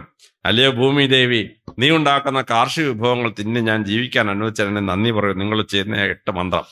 എന്തുവാണ് ഈ സംഭവം? ഇതിന് ഭൂമി ദേവിയോട്ടൊരു കണക്ഷനും ഇല്ല. മനുഷ്യൻ്റെ ശരീരത്തിൽ ഓരോ അവയവം വർക്ക് ചെയ്യാൻ സകലം കറണ്ട് വേണം. തലച്ചോറിന് എവിടെയെങ്കിലും സ്ട്രോക്ക് ഉണ്ടോ എന്ന് അറിയുന്നത് എങ്ങനെയാണ്? തലച്ചോറിനെ ഒരു ഡോക്ടർ EEG മെഷീനിൽ കണക്ട് ചെയ്യും, ഇലക്ട്രോ എൻസലോഗ്രാഫ്. അവിടെ എവിടെയെങ്കിലും ഫ്ലക്ച്വേഷൻ ഉണ്ടെങ്കിൽ സ്ട്രോക്ക് ഉണ്ടായി എന്ന് പറയും. ഒരു മനുഷ്യൻ നെഞ്ചുവേദനയെന്ന് പറഞ്ഞാൽ ആശുപത്രി വന്നു. ഡോക്ടർ എന്ത് ചെയ്യും? ഹൃദയത്തെ അങ്ങോട്ട് ECGയിലോട്ട് കണക്ട് ചെയ്യും, ഇലക്ട്രോ കാർഡിയോഗ്രാഫ്. അവിടെ ഇലക്ട്രിക് വേവിന് ഫ്ലക്ച്വേഷൻ ഉണ്ടെങ്കിൽ ഹാർട്ട് അറ്റാക്ക് ഉണ്ടായെന്ന് കണ്ടുപിടിക്കും. അപ്പോൾ ശരീരത്തിൽ ഓരോ അവയവത്തിനും ഇങ്ങനെ കറണ്ട് വേണം. പക്ഷേ കോട്ടൺ മെത്ത കിടന്നുറങ്ങിയാൽ, കോട്ടൺ പൂർ കണ്ടർ ഇലക്ട്രിസിറ്റി ആണ്. നമ്മുടെ ശരീരത്തിൽ അളവിൽ കൂടുതൽ ഇലക്ട്രിസിറ്റി ചില അവയവങ്ങളിൽ വന്നാൽ അത് അപകടമാണ്. വെളുപ്പാങ്കാലത്ത് 4 തൊട്ട് 8:30 വരെയാണ് ഭൂമിയിലുണ്ടാകുന്ന ഹാർട്ട് അറ്റാക്കിൻ്റെ പകുതി. വെളുപ്പാങ്കാലത്ത് 4 തൊട്ട് 8:30 വരെയാണ് തലച്ചോറിനുണ്ടാകുന്ന സ്ട്രോക്കിൻ്റെ പകുതി. അപ്പോൾ നമ്മൾ രാവിലെ എഴുന്നേറ്റ്, ഹിന്ദുക്കൾ രാവിലെ എഴുന്നേറ്റ് ഈ ഭൂമി ദേവി വന്ദിക്കണം. ഭഗവാൻ കൃഷ്ണൻ ഭഗവത്ഗീത പറഞ്ഞു തരാണ് ഭൂമി ദേവി എന്തിനു വർണ്ണിക്കണം. 10-ാം സ്കന്ധത്തിലെ കഥയില്ലേ, അത് യജ്ഞാചാര്യത്തിൽ പറഞ്ഞു തരും എന്തിന് മനുഷ്യൻ ഭൂമി ദേവി വന്ദിക്കണം. ആ വന്ദനമാണ് ഈ ചെയ്യുന്നത്. അപ്പോൾ ഈ 10 വിരള തറയിൽ വെച്ച് ആ സ്തോത്രം ചൊല്ലിക്കഴിയുമ്പം അധികമുള്ള കറണ്ട് എർത്താവും. അതോടെ നമ്മൾ ഹാർട്ട് അറ്റാക്കിൽ നിന്ന് സെർവൽ ഹെമറേജിൽ നിന്ന് രക്ഷപ്പെടാണ്. ഇതാണ് ഭൂമി ദേവി വന്ദിക്കാൻ പറയുന്നത്. ഭൂമി ദേവി എല്ലായിടത്തെ കാര്യം നമ്മളെ രക്ഷിക്കുക. നമ്മളെ ഹാർട്ട് അറ്റാക്കിൽ നിന്ന് സെർവൽ ഹെമറേജ് രക്ഷിക്കാനുള്ള പണിയാണ്. അത് കഴിഞ്ഞാൽ നേരം വെളുത്ത് സൂര്യൻ ഉദിക്കുമ്പോഴേ കഥ തുറന്ന് പുറത്തിറങ്ങാവും. ഹിന്ദുക്കൾ രാവിലെ എഴുന്നേറ്റാൽ ഉടനെ പഞ്ചാംഗം നോക്കും. ഇന്ന് 6:10 സൂര്യോദയം, 6:10 ഹിന്ദു കഥ തുറന്ന് പുറത്തിറങ്ങും. എന്തുവാണ് ഈ സംഭവം? നിങ്ങൾ 4 മണിക്ക് എഴുന്നേറ്റ് 5 മണിക്ക് കഥ തുറന്ന് പുറത്തിറങ്ങിയാൽ കള്ളനോട് ഇരുമ്പോടിയും കൊണ്ട് ഇരിപ്പുണ്ട്, ഒറ്റയടി തലയ്ക്ക്. ഹിന്ദുക്കളുടെ ഭാഷ പറഞ്ഞാൽ സ്വാഹ, അതോടെ ഒരുപാട് കഴിയും. പക്ഷെ 5:30 മണിയാകുമ്പോൾ കള്ളന്മാരെല്ലാം ജീവനും കൊണ്ട് സ്ഥലം വിടും. നേരം വെളുത്ത പിന്നെ കള്ളന്മാരൊന്നും അവിടെ നിൽക്കുകയില്ല. പിന്നെ ഈ ഹിന്ദുക്കളുടെ സന്യാസിമാർ ഈ കാടിനടുത്ത് പോയിരുന്ന തപസ്സിയൊക്കെ ചെയ്യുന്നത്. അവിടെ ആന വന്ന് മുറ്റത്ത് നിൽക്കും. മുറ്റത്ത് നിൽക്കുമ്പോൾ 5 മണിക്ക് അങ്ങോട്ട് ഇറങ്ങി ചെന്നാലേ ആന ഒരു പിടിയങ്ങ് പിടിക്കും. പിന്നെ കടുവയും പുലിയൊക്കെ വന്ന് വീടിൻ്റെ മുറ്റത്ത് നിൽക്കും. 5 മണിക്ക് ഇറങ്ങി അങ്ങോട്ട് ചെന്നാലേ കടുവ ഒരു കടി കടിക്കും. അതോടെ സന്യാസിയുടെ ഒരുപാട് കഴിയും. അപ്പോൾ 5:30 മണി കഴിയുമ്പോൾ ആനയും മൃഗങ്ങളും എല്ലാം ആറ്റിൽ വെള്ളം കുടിക്കാൻ ഇറങ്ങും. വെള്ളം കുടിക്കാൻ ഇറങ്ങിയിട്ട് അതങ്ങ് കാട് കയറിപ്പോവും. രാമായണം വായിച്ചിട്ടില്ലേ? രാവിലെ അമ്പായിക്കാൻ ചെന്നപ്പോൾ ഒരു ആന വെള്ളം കുടിക്കാമെന്ന് വിചാരിച്ചിട്ട് മുനികുമാറിൻ്റെ നേരെ ദശരഥൻ അമ്പയച്ച് ഇല്ലാത്ത കുഴപ്പമെല്ലാം വന്നില്ലേ രാമായണത്തിൽ കഥ എന്ന് പറഞ്ഞ പോലെ 5:30 മണി കഴിയുമ്പോൾ മൃഗങ്ങളെല്ലാം വെള്ളം കുടിക്കാനായി ആറ്റിന് തീരത്ത് വെള്ളം കുടിച്ചത് കാട്ട് കയറിപ്പോവും, പിന്നെ അവിടെ ഉണ്ടാവില്ല. ഏത് അരിക്കൊമ്പനായാലും മറ്റേ കൊമ്പനായാലും എപ്പോഴാണ് ആക്രമിക്കുന്നത്? വെളുപ്പാങ്കാലത്ത് ആക്രമിക്കുന്നത്. അപ്പോൾ ആ സമയത്ത് സന്യാസിക്ക്, ആ മനുഷ്യന് കുഴപ്പമുണ്ടാവരുത്, കാടിനടുത്ത് ജീവിക്കുന്നവർ കുഴപ്പമുണ്ടാവരുത്. അതിനാണ് ഭാഗവതം കൃത്യമായിട്ട് പറയുന്നത്, നേരം വെളുക്കുമ്പോഴേ കഥ തുറന്ന് പുറത്തിറങ്ങാവൂ. ഇനി പുറത്തിറങ്ങിയാൽ നമ്മൾ എന്ത് ചെയ്യും? നമ്മൾ നേരെ കൃഷ്ണതുളസി തറയിൽ ചെന്നിട്ട് 4 കൃഷ്ണതുളസി ഇല വായിലിട്ട് ചവച്ചങ്ങ് തിന്നും. എന്തുകൊണ്ട് ഈ കൃഷ്ണതുളസി ഇല? നമുക്ക് ഇൻഫെക്ഷൻ ഉണ്ടാവാതിരിക്കാൻ, പനി, ചുമ, കഫം, മൂക്കളൊക്കെ ഉണ്ടാകാതിരിക്കാൻ ഏറ്റവും ബെസ്റ്റാണ് ഈ കൃഷ്ണതുളസിയുടെ ഇല. നമുക്ക് പനി വന്നാൽ നമ്മൾ എന്ത് ചെയ്യും? നമ്മൾ കൃഷ്ണതുളസി കഫ് സിറപ്പ് 100 രൂപ കൊടുത്ത് വാങ്ങിക്കും. എന്തോ ഈ കൃഷ്ണതുളസി കഫ് സിറപ്പ്? ഈ ഇല പിടിച്ച് പിഴിഞ്ഞിട്ട് അതിനകത്ത് ഇച്ചിരി കളറും ഇച്ചിരി പഞ്ചസാരയും ചേർക്കുക. അതാണ് ഈ കൃഷ്ണതുളസി കഫ് സിറപ്പ്. നമ്മൾ 4 ഇലയൊക്കെ തിന്നാങ്കിൽ ഒരു പനിയും നമ്മളെ ബാധിക്കുകയില്ല, ഒരു ചുമയും വരത്തില്ല, ഒരു മൂക്കള ഉണ്ടാവില്ല, ഒരു കഫം ഉണ്ടാവില്ല. പിന്നെ കൃഷ്ണതുളസി ഇലയ്ക്ക് ഒരു ഗുണമുണ്ട്. കൃഷ്ണതുളസി ഇലയ്ക്ക് ഡയബറ്റീസ് കുറയ്ക്കാനുള്ള കഴിവുണ്ട്. ഡയബറ്റീസ്, മൂത്രമൊഴി കുറയ്ക്കാനുള്ള കഴിവുണ്ട്. പിന്നെ നമ്മൾ എന്ത് ചെയ്യും? 4 കൂവളത്തില തിന്നാൻ പറഞ്ഞിരിക്കുകയാണ്. എന്താണ് ഈ കൂവളത്തില? പരമശിവന്റെ ക്ഷേത്രത്തിൽ പരമശിവൻ ഉഗ്ര കോപിയാണ്. അദ്ദേഹത്തെ ഒന്ന് തണുപ്പിക്കാൻ വേണ്ടിയാണ് ഈ കൂവളത്തില ഉപയോഗിക്കുന്നത്. എന്താണ് ഈ കോപം? കോപം BP കൺട്രോൾ അല്ലെങ്കിൽ കോപം വരും. BP കൺട്രോൾ ആണെങ്കിൽ, ബ്ലഡ് പ്രഷർ കൺട്രോൾ ആണെങ്കിൽ ആർക്കും ദേഷ്യം വരുമോ? ദേഷ്യം വരില്ല. അപ്പം ആയുർവേദത്തിൽ ബ്ലഡ് പ്രഷറിന് മരുന്നുണ്ടാക്കുന്ന ഈ കൂവളത്തിൽ നിന്നാണ്. അപ്പോൾ ശിവക്ഷേത്രത്തിൽ പോയി കഴിഞ്ഞ് പൂജ കഴിഞ്ഞ് നമ്മൾ പുറത്തിറങ്ങുമ്പം ഈ പൂജാരി ഈ കൂവളത്തലയും അതിൻ്റെ കൂടെ അവലും മലെല്ലാം കൂടെ നമുക്ക് തരും. അത് ഈ ഭക്തനങ്ങ് ഭക്ഷിക്കും. ഭക്ഷിച്ചു കഴിഞ്ഞാൽ ബ്ലഡ് പ്രഷർ ഇത് രക്ഷപ്പെട്ടു. ഇനി അമ്പലത്തിൽ പോകാത്ത ഭക്തനാണോ? മുറ്റത്തിറങ്ങി കൃഷ്ണതുളസി കഴിഞ്ഞ് 4 കൂവളത്തിലും കൂടെ തിന്നു കഴിയുമ്പോൾ ഡയബറ്റീസ് കൺട്രോൾഡായി, BP കൺട്രോൾ, ബ്ലഡ് പ്രഷർ കൺട്രോൾഡായി, നമ്മുടെ പനി ചുമയും വരാതെ നമുക്കൊരു ഇൻഫെക്ഷൻ കൺട്രോൾ ചെയ്യാനുള്ള കപ്പാസിറ്റി കിട്ടി. അത് കഴിഞ്ഞ് എന്ത് ചെയ്യും? 4 യോഗാസനം. ആ യോഗാസനം എങ്ങനെ ചെയ്യണമെന്നുള്ള യോഗാചാര്യനായ ഭഗവാൻ കൃത്യമായിട്ട് നമ്മളെ പറഞ്ഞ് മനസ്സിലാക്കുകയാണ്. ആരോഗ്യത്തിന് വളരെ ബെസ്റ്റ്. അത് കഴിഞ്ഞാൽ ഒരു സൂര്യ നമസ്കാരം. സൂര്യ നമസ്കാരത്തിൽ 32 വ്യായാമങ്ങൾ ചേർത്ത് വെച്ചിരിക്കുകയാണ്. സൂര്യ നമസ്കാരം ചെയ്താൽ വ്യായാമം കിട്ടാത്ത ഒരു മസിലും ഒരു സന്ധിബന്ധവും ഒരു ഞരമ്പും മനുഷ്യ ശരീരത്തിൽ ബാക്കി ഉണ്ടാവില്ല. സൂര്യ നമസ്കാരം. അപ്പോൾ ഉദിച്ചുയർന്ന സൂര്യഭഗവാന്റെ രശ്മികൾക്ക് രോഗാണുക്കളെ കൊല്ലാനുള്ള കഴിവുണ്ട്. അപ്പോൾ രാവിലെ അർത്ഥനഗ്നനായി ഒരു മനുഷ്യൻ നിന്ന് ഈ സൂര്യ നമസ്കാരം ചെയ്യുമ്പോൾ സൂര്യരശ്മികൾ അവൻ്റെ ശരീരത്തിലടിച്ച് എവിടെയെങ്കിലും രോഗാണു ഉണ്ടെങ്കിൽ ആ രോഗാണുവിനെ കൊല്ലാൻ പറ്റും സൂര്യരശ്മികൾക്ക്. അതാണ് സൂര്യ നമസ്കാരം. ഞാൻ പോലീസിൻ്റെ ട്രെയിനിങ് ആയിരുന്നു. ഞാനൊരു ഉത്തരവിട്ടു, പോലീസ് ട്രെയിനിങ്ങിന് വേണ്ടി എല്ലാ പോലീസുകാരും SI-മാർക്കും 6 പീരീഡ് സൂര്യ നമസ്കാരവും 20 പീരീഡ് യോഗയും കമ്പൽസറി ആക്കി. ഭയങ്കര ബഹളം. നീന്തോടാ സത്യക്രിസ്ത്യാനി, നീ ഹിന്ദുക്കളുടെ യോഗ നടപ്പാക്കുന്നോടാ, ഭയങ്കര ബഹളം. ഞാൻ പറഞ്ഞു, പൊന്നുമക്കൾ, ഇതൊന്നും ഹിന്ദുമതത്തിൻ്റെ പ്രോപ്പർട്ടി അല്ല, ഇന്ത്യ ലോകത്തിന് കൊടുത്ത വലിയ സംഭാവനയാണ്. എൻ്റെ ഭാഗ്യത്തിന് CP നായർ സാറാണ് ഹോം സെക്രട്ടറി. അതേപോലെ ഒറ്റ ഉത്തരവ്, ഞാനിട്ട ഉത്തരവ് സർക്കാർ ഉത്തരവായിട്ട് അങ്ങ് ഇറക്കി. അതുകൊണ്ട് അതിനുശേഷം ഇന്ന് വരെയുള്ള എല്ലാ പോലീസ് കോൺസ്റ്റബിളും എല്ലാ SI-മാരെയും 6 പീരീഡ് സൂര്യ നമസ്കാരം ചെയ്യും, 20 പീരീഡ് യോഗയും ചെയ്യും. ഒരു പ്രശ്നമില്ല. അത് കഴിഞ്ഞാൽ ശീർഷാസനം. ഒരു ശീർഷാസനം ചെയ്യണം. എന്താണ് ഈ ശീർഷാസനം? മനുഷ്യനിങ്ങനെ ഇരികാലി മൃഗമായി പോകുമ്പം ഹൃദയം പമ്പ് ചെയ്യുന്ന ഓക്സിജനുള്ള രക്തം തറയിലോട്ട് പോകും. അത് കഴിഞ്ഞ് തറയിൽ ചെന്നിട്ട് സൂര്യൻ്റെ ഗുരുത്വാകർഷണത്തെ എതിർത്ത് മേപ്പോട്ട് വന്നാൽ മാത്രമേ തലച്ചോറ് കിട്ടുള്ളൂ. അപ്പോൾ നമ്മൾ ശീർഷാസനം നിൽക്കുമ്പം തലച്ചോറ് താഴെയും ഹൃദയം മേളിലുമാണ്. ഹൃദയം പമ്പ് ചെയ്യുന്ന ഓക്സിജനുള്ള ബ്ലഡ് നേരെ തലച്ചോറിൽ അരച്ച് കയറും. തലച്ചോറിന് അപാര ബുദ്ധിശക്തി ഉണ്ടാവും. അതാണ് ഈ ശീർഷാസനം. അത് കഴിഞ്ഞാൽ ഒരു ഭക്തൻ നേരെ നടന്ന് ക്ഷേത്രത്തിലേക്ക് പോകും. ക്ഷേത്രത്തിൽ ചെന്ന് കഴിഞ്ഞാൽ ആദ്യം ആൽമരത്തിന് 7 തവണ പ്രദക്ഷിണം ചെയ്യണം. എന്താണ് ഈ ആൽമരം? ആൽമരമാണ് ലോകത്തിലെ ഏറ്റവും കൂടുതൽ ഓക്സിജൻ ഉണ്ടാക്കുന്ന മരം. 2ാമത് ഏറ്റവും കൂടുതൽ ഓക്സിജൻ ഉണ്ടാക്കുന്നത് വേപ്പ് മരമാണ്. 3ാമത്തെ കൃഷ്ണതുളസിയാണ്. അപ്പോൾ ഈ പഠിക്കുന്ന കുട്ടികളുടെ പഠനമുറിക്ക് അടുത്തെങ്ങാനും ഒരു ആൽമരവും വേപ്പുമരവും നിൽക്കുന്നുണ്ടെങ്കിൽ ആ കുട്ടിക്ക് A+ ഉറപ്പാണ്. ഈ ഓക്സിജൻ ഇങ്ങനെ വന്നാൽ കുട്ടിയുടെ സ്റ്റഡി റൂമിലോട്ട് കയറുമ്പം കുട്ടിക്ക് നല്ല തലച്ചോറിന് നല്ല ബുദ്ധിശക്തി ഉണ്ടാവും. അപ്പോൾ ആൽമരം വളർത്തുന്നതിനെ പറ്റി ഭഗവാൻ പറയുന്നുണ്ട് ഭാഗവതത്തിൽ. എന്നിട്ട് കൽപ്പാന്ത കാലത്തിൽ ഭഗവാൻ എവിടെ ശയിക്കുന്നത്? ആലിലയിൽ ശയിക്കുകയാണ് ഭഗവാൻ. നമ്മുടെ പത്മനാഭസ്വാമി ക്ഷേത്രത്തിൽ പോയി നോക്കിയിട്ടുണ്ടോ? അപ്പോൾ ആലിൻ്റെ കണക്ഷൻ വളരെ പ്രധാനമാണ്. അപ്പോൾ ഈ ഭക്തൻ നടന്ന് വന്നിട്ട് ആൽമരത്തിന് 7 തവണ പ്രദക്ഷിണം വെക്കും. ബുദ്ധഭഗവാന് ബോധോദയം ഉണ്ടായപ്പോഴാണ്. ബുദ്ധഭഗവാൻ ആൽമരത്തിൽ ചുട്ടിന്ന് ബോധോദയം ഉണ്ടായി. വല്ല ചക്കയുടെ മാവിനെ ചവിട്ടി വരുന്ന ബോധോദയം ഉണ്ടാവുമോ? ബോധോദയം ഉണ്ടാവില്ല. അപ്പോൾ ഈ ഭക്തൻ രാത്രി കിടന്ന് ഉറങ്ങുമ്പോൾ ഒരു 12 അടി നീളവും വീതിയുള്ള ബെഡ്റൂമിലാണ് കിടന്ന് ഉറങ്ങുന്നതെങ്കിൽ രാത്രി 2 മണിയാകുമ്പോഴേ മുറിയിൽ ഓക്സിജൻ തീർന്നു. പിന്നെ ഈ കാർബൺ ഡൈഓക്സൈഡ് ശ്വസിച്ചുകൊണ്ട് കിടക്കുകയാണ്. മനുഷ്യൻ്റെ ശരീരത്തിൽ ഇല്ലാത്ത രോഗമെല്ലാം ഉണ്ടാവും. എന്നാൽ നേരം വിളക്കുന്ന ഒരു ഓക്സിജൻ കിട്ടണോ? ഒരു 20 അടിയെങ്കിലും നീളം വീതമുള്ള ബെഡ്റൂം വേണം. അത്രയും വലിയ ബെഡ്റൂം ഉണ്ടാക്കണമെങ്കിൽ ലക്ഷക്കണക്കിന് രൂപ ആവും. എന്നാൽ ജനൽ തുറന്ന് ഉറങ്ങാൻ പറ്റുമോ? ജനൽ തുറന്ന് ഇറങ്ങിയാൽ അല്ലെ വല്ല കള്ളനും വന്ന് അഴിച്ചകത്ത് കയറും. ഇല്ലെങ്കിൽ അയലോക്കത്ത് വീട്ടിൽ കോളേജിൽ പഠിക്കുന്ന പിള്ളേരുണ്ടെങ്കിൽ അവൻ ക്യാമറയും കൊണ്ട് വന്നിട്ട് ഗംഗാധരൻ നായരും ലക്ഷ്മിയമ്മയും കിടക്കുന്ന മുഴുവൻ അങ്ങ് പിടിക്കും. രാവിലെ 10 മണിയാകുമ്പോൾ ലോകം മുഴുവൻ ഗംഗാധരൻ നായരും ലക്ഷ്മിയമ്മയും പകുതി വസ്ത്രമായി കിടക്കുന്നു. ഭയങ്കര വേണം. പറ്റിയല്ല. അപ്പോൾ ജനലടച്ചാൽ കിടക്കാൻ പറ്റും. അപ്പോൾ ഈ ഓക്സിജൻ കുറവുള്ള ഒരു ഭക്തൻ നടന്ന് ക്ഷേത്രത്തിൽ വന്നിട്ട് ഈ ആൽമരത്തിൽ വെച്ചിട്ട് ഈ ഓക്സിജൻ ഇങ്ങനെ നിറഞ്ഞിരിക്കുകയാണ്. അതിനൊരു 7 വലം വെച്ച് കഴിയുമ്പോൾ മനുഷ്യന് ആവശ്യത്തിന് ഓക്സിജനായി. വീട്ടുമുറ്റത്ത് ആല് വെക്കാൻ പറ്റുമോ? ആലിൻ്റെ വേര് 200 മീറ്റർ വരെ പോകും. നമ്മുടെ വീടിന് അടിയിൽ കൂടെ വന്നത് പൊളിച്ചകത്ത് കയറി കഴിഞ്ഞാൽ നമ്മളുടെ മൊസൈക്കും മാർബിളും ഒന്നും ബാക്കിയാ ഉണ്ടാവില്ല. നമ്മുടെ ഭിത്തിയിലോട്ടാണോ എൻ്റെ വേര് കയറുന്നതെങ്കിൽ ഭിത്തി ഇടിച്ചും കളയും ഈ ആൽമരം. പക്ഷെ ക്ഷേത്രം പണിയണമെങ്കിൽ ഒരടി കട്ടിയിലുള്ള പാറ തറയിൽ വിരിച്ചെങ്കിലേ ക്ഷേത്രം പണിയാൻ പറ്റുള്ളൂ. ആ ഒരടിയുള്ള പാറ പൊളിച്ചകത്ത് കയറാൻ ആൽമരത്തിൻ്റെ വേരിന് ശക്തിയില്ല. അതുകൊണ്ട് ക്ഷേത്രത്തിന് മുറ്റത്ത് എപ്പോഴും ആൽമരം ഉണ്ടാവും. വീട്ടുമുറ്റത്ത് ആൽമരം വെക്കാൻ പാടില്ല. അപ്പോൾ ഈ ആൽമരത്തിന് 7% വെച്ച് കഴിഞ്ഞാൽ ആ വരുന്ന ഭക്തന് കാർബൺ ഡയോക്സൈഡ് എവിടെയെങ്കിലും കൂടുതലുണ്ടെങ്കിൽ അത് പോയി ശരീരത്തിൽ ഓക്സിജൻ നിറയും. പിന്നെ ഓരോ ക്ഷേത്രത്തിലെയും ദേവന്മാരെയും ദേവിമാരെയും മെയിൻ ദേവനോ മെയിൻ ദേവതയോ പിന്നെ ഉപദേവതമാരുണ്ട്. ഓരോരുത്തരെ എത്ര തവണ വലം വെക്കണം? ഹിന്ദുമതം വളരെ കറക്റ്റായിട്ടാണ് പറയുന്നത്. പരമശിവനെ 3 തവണ വലം വെക്കണം, വിഷ്ണു ഭഗവാനെ 4 തവണ വലം വെക്കണം, ഭഗവതിയെ 4 തവണ വലം വെക്കണം. ഗണപതി ഭഗവാനെ ഒറ്റ തവണ വെക്കാവൂ. രണ്ടാമത് വെച്ചാൽ ഗണപതി ചൂടാവും. ഗണപതി ഒറ്റ ചാട്ടത്തിന് പരമശിവനെയും പാർവതിയും ചുറ്റി താഴെ വന്ന ആളാണ്. അതുകൊണ്ട് ഒരു തവണ ചുറ്റുന്ന ഭഗവാൻ സന്തോഷം. രണ്ടാമത് ആരുടെ ശല്യം? ഗണപതി വിഘ്നേശ്വരനാണ്. വിഘ്നം ഉണ്ടാക്കിക്കളയ ജീവിതത്തിൽ. അതുകൊണ്ടാണ് ഗണപതിയെ ഒരു തവണ ചുറ്റാവും. പക്ഷെ ഒരു ക്ഷേത്രത്തിൽ പോയാൽ 24 പ്രദക്ഷിണം ക്രോസ് ചെയ്യാൻ പാടില്ല. ആൽമരത്തിൻ്റെ 7 കമ്പൽസറിയാണ്. പിന്നെ ദേവദേവന്മാരെ ആരെയൊക്കെ വളയണമെന്നുള്ള തീരുമാനിച്ചാണ്. കാര്യം ടോട്ടൽ 24 ക്രോസ് ചെയ്യാൻ പാടില്ല. എന്തുവാണ് ഈ ചെയ്യുന്നത്? ഒരു മനുഷ്യന് പൂർണ്ണ ആരോഗ്യം വരണമെങ്കിൽ 300 മീറ്റർ ഒരു മനുഷ്യൻ നടക്കണം. ഇത് രാവിലെ എഴുന്നേറ്റ് വീട്ടിൽ നടന്ന് ക്ഷേത്രത്തിൽ ഒന്ന് 24 പ്രദക്ഷിണം കഴിഞ്ഞ് തിരിച്ച് നമ്മൾ വീട്ടിൽ ചെല്ലുമ്പം 500 മീറ്റർ നടന്നു കഴിഞ്ഞു.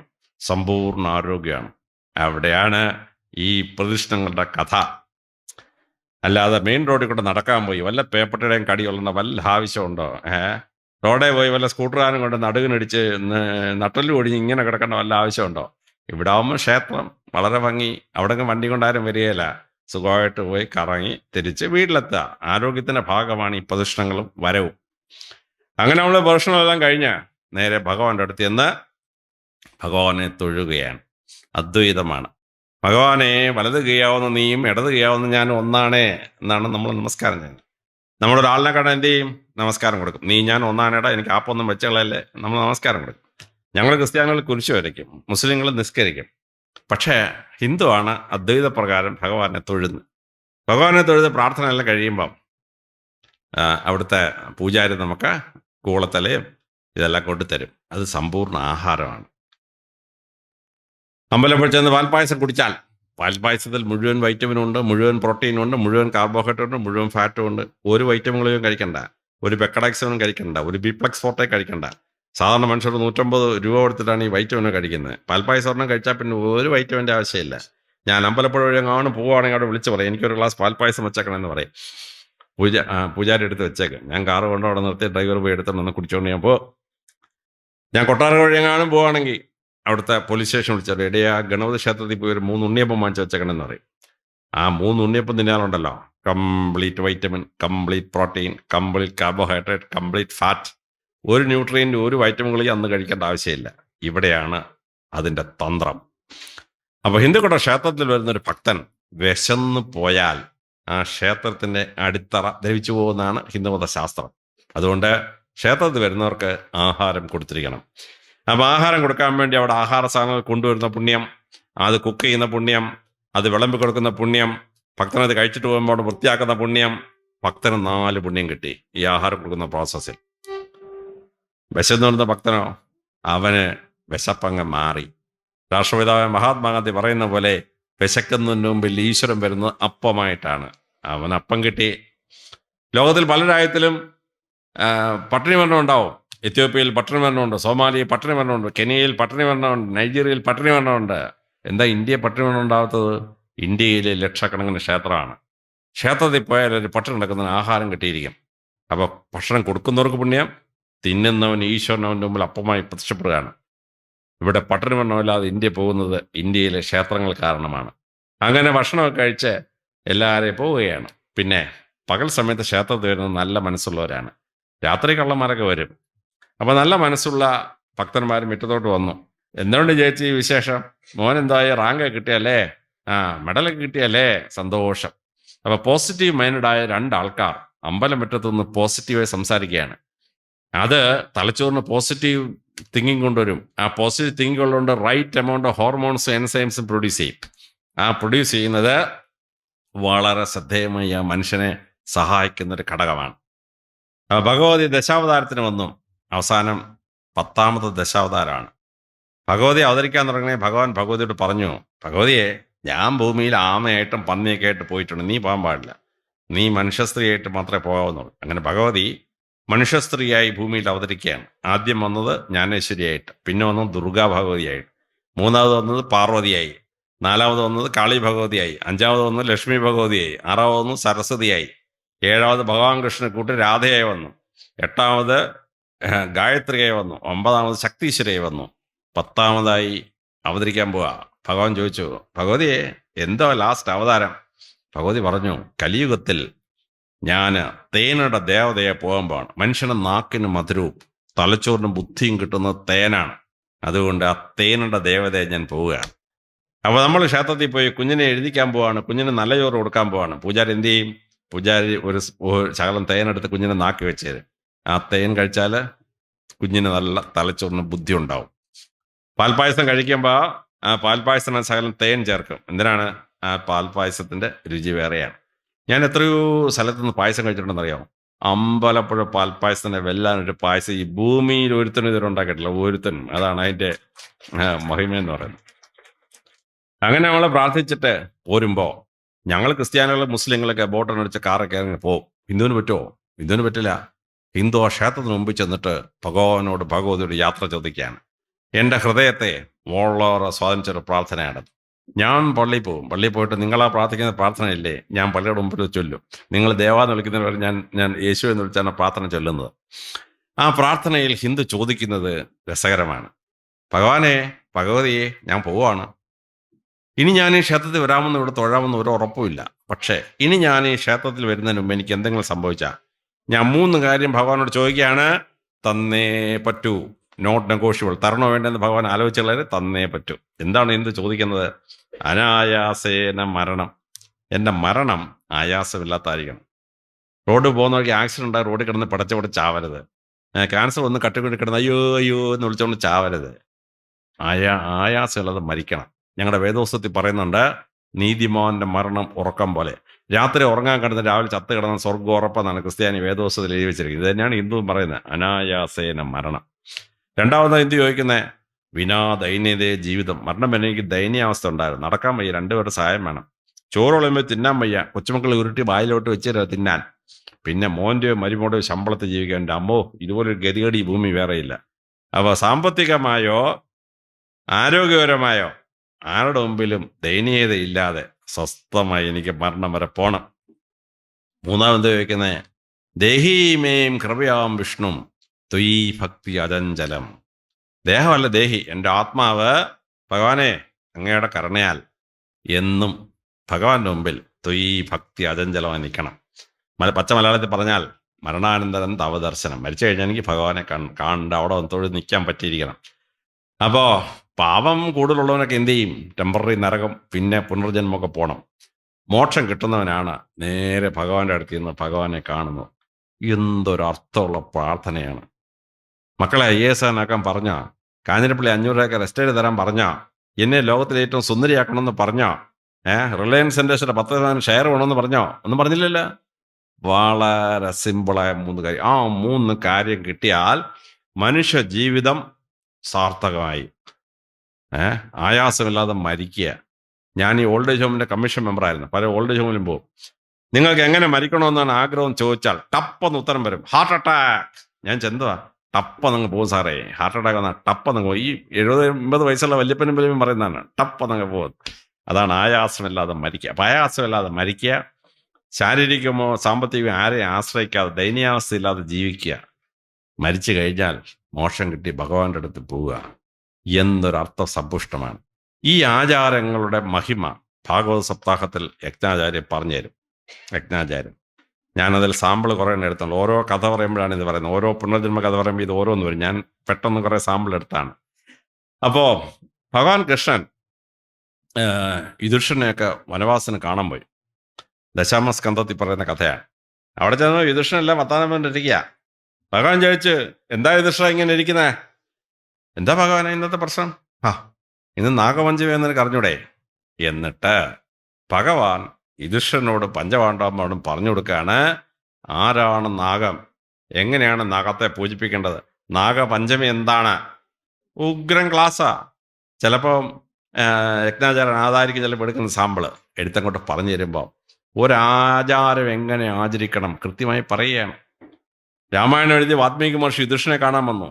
വൈകിട്ടയാളെന്തോ കുറച്ചുകൊണ്ടിരിക്കുകയാണ്. അന്ന് കപ്പലണ്ടിയൊന്നും ഇല്ല, ഏതാണ്ട് കുറച്ചുകൊണ്ടിരിക്കുക. അപ്പോൾ വാത്മീകി ചോദിച്ചു, എന്താ രാജാവ് ഇങ്ങനെ ഇരിക്കുന്നത്, സന്ധ്യ ആവാറായില്ലേ, ഇന്നത്തെ ദിവസം എന്തെന്ന് അറിഞ്ഞൂടെ?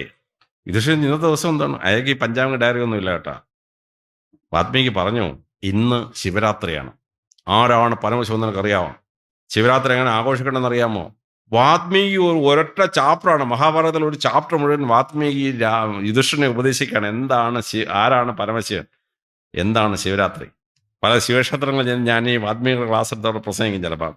അപ്പോൾ ഓരോ ആചാരവും ഇപ്പം ഭഗവാൻ കൃഷ്ണൻ തന്നെ മുനികുമാരന്മാരെ ആഹാരം ചോദിച്ചപ്പോൾ മുനിയുടെ ഭാര്യമാർ കൊടുത്തു, മുനി കൊടുത്തില്ല, സന്യാസിമാർ കൊടുത്തില്ല. ഒരു കഥ പറയാണ്. ആഹാരം കൊടുക്കുന്നതിൻ്റെ മഹിമ പറയാൻ വേണ്ടിയാണ് ഭാഗവത്തിലെ കഥ പറയുന്നത്. എങ്ങനെയാണ് ഈ ഗജേന്ദ്രൻ ആനയായിട്ട് വന്നത്? അവൻ പൂർവ്വജന്മത്തിൽ ആരായിരുന്നു? ഇനി ആ ഗജേന്ദ്രനെ അടി കൂടെ പിടിക്കാൻ വന്ന മുതല അവൻ കഴിഞ്ഞ ജന്മത്തിൽ സന്യാസിമാർ കുളിക്കുമ്പോൾ വെള്ളത്തിനടുക്ക് വെച്ചെന്ന് കാലെ പിടിച്ച് വലിക്കുന്നവനായിരുന്നു. അവനെ പിടിച്ച് ഗജേന്ദ്രൻ്റെ കാലെ പിടിക്കുന്ന മുതലയാക്കി മാറ്റി കളഞ്ഞു. അപ്പോൾ ഈ 48 പുനർജന്മം പറയുമ്പോൾ ജീവിച്ചിരുന്നപ്പോൾ എന്ത് തെറ്റ് കാരണമാണ് ഇവൻ ഈ പുനർജന്മം എടുത്തത്, ഓരോ ആചാരം എങ്ങനെയാണ്, ഓരോ പ്രാർത്ഥന എങ്ങനെ ചെയ്യണം, ശ്രീരാമനോ ശ്രീകൃഷ്ണനോ ഒക്കെ നമുക്ക് പറഞ്ഞു തരാണ്. പരശുരാമൻ ചിലത് പറഞ്ഞു തരും. അപ്പോൾ ഈ ഭാഗവതം സപ്താഹം കേൾക്കുമ്പോൾ ഈ ഭാഗവതത്തിൽ നമ്മൾ പഠിക്കുന്ന ആചാരങ്ങൾ നമ്മുടെ ആരോഗ്യം വർദ്ധിപ്പിക്കാൻ നമ്മൾ എന്താണ് ചെയ്യേണ്ടത്, വറിയില്ലാതെ എങ്ങനെ ജീവിക്കാം, പോസിറ്റീവ് മൈൻഡായിട്ട് എങ്ങനെ ജീവിക്കാം, ആഹാരം കഴിക്കേണ്ടതാണ്, കഴിക്കാൻ പാടില്ലാത്ത ഏതാണ്, നമ്മളെ ശുഭചിന്തകൾ എങ്ങനെ കൊണ്ടുവരണം, പിന്നെ നമ്മൾ ഭഗവാന്റെ നാമം ഉച്ചരിക്കണം. അജാമ്പളൻ്റെ കഥ പറയും ഭാഗവതത്തിൽ. അജാമ്പളൻ ചെറുപ്പത്തിൽ നല്ലവനായിരുന്നു, ഇടയ്ക്കങ്ങ് പഴിച്ചുപോയി. അവസാനം യമൻ്റെ ദൂതന്മാർ വന്നപ്പം പെട്ടെന്ന് മോനെ വിളിച്ചു, നാരായണ നാരായണ എന്ന് വിളിച്ചു. അപ്പോൾ നാരായണ ഭഗവാന്റെ പാർഷദന്മാർ വന്ന് അജാമ്പളൻ്റെ ജീവൻ അങ്ങ് മേപ്പോട്ട് കൊണ്ടുപോയി. രസകരമായ കഥയാണ്.